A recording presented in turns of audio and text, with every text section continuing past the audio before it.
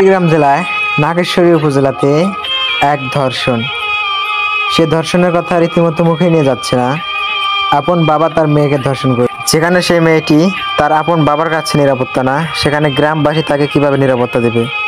এটা কথা ভাবতেও খারাপ লাগে যে তার আপন বাবা তার মেয়েকে ধর্ষণ করেছে। মুখে নিতে রীতিমতো আমাদের কেমনটা লাগে।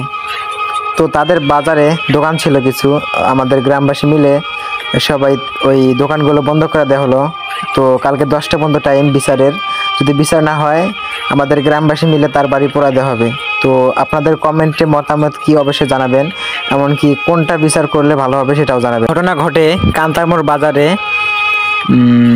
এই ঘটনা ঘটিয়েছেন মোহাম্মদ আব্দুল কাশেম, তার আপন মেয়েকে ধর্ষণ করেছেন। একথা আমাদের বলতেই গ্রামবাসীর দ্বিধাবোধ হয়, এমনকি শরম করে। তো আমরা সবাই তার বিচার চাই, আমাদের দাবি একটাই, তার ফাঁসি চাই।